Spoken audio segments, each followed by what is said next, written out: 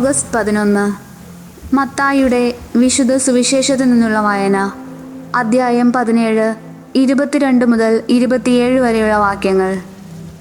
അക്കാലത്ത് ശിഷ്യന്മാർ ഗലീലയിൽ ഒരുമിച്ച് കൂടിയപ്പോൾ യേശു അവരോട് പറഞ്ഞു, മനുഷ്യപുത്രൻ മനുഷ്യരുടെ കൈകളിൽ ഏൽപ്പിക്കപ്പെടാൻ പോകുന്നു. അവർ അവനെ വധിക്കും. എന്നാൽ 3-ാം ദിവസം അവൻ ഉയർപ്പിക്കപ്പെടും. ഇതുകേട്ട് അവർ അതീവ ദുഃഖിതരായി തീർന്നു.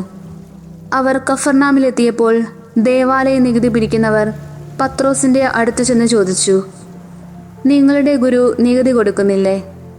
അവൻ പറഞ്ഞു, ഉവ്. പിന്നീട് വീട്ടിലെത്തിയപ്പോൾ യേശു ചോദിച്ചു, ശിമയോനെ, നിനക്കെന്തു തോന്നുന്നു? ഭൂമിയിലെ രാജാക്കന്മാർ ആരിൽ നിന്നാണ് നികുതിയോ ചുങ്കമോ പിരിക്കുന്നത്? തങ്ങളുടെ പുത്രന്മാരിൽ നിന്നോ അന്യരിൽ നിന്നോ? അന്യരിൽ നിന്ന്, പത്രോസ് മറുപടി പറഞ്ഞു. യേശു തുടർന്നു, അപ്പോൾ പുത്രന്മാർ സ്വതന്ത്രരാണല്ലോ. എങ്കിലും അവർക്ക് ഇടർച്ചയുണ്ടാകാതിരിക്കാൻ നീ കടലിൽ പോയി ചൂണ്ടയിടുക. ആദ്യം ലഭിക്കുന്ന മത്സ്യത്തിൻ്റെ വായ് തുറക്കുമ്പോൾ ഒരു നാണയം കണ്ടെത്തും. അതെടുത്ത് എനിക്കും നിനക്ക് വേണ്ടി അവർക്ക് കൊടുക്കുക.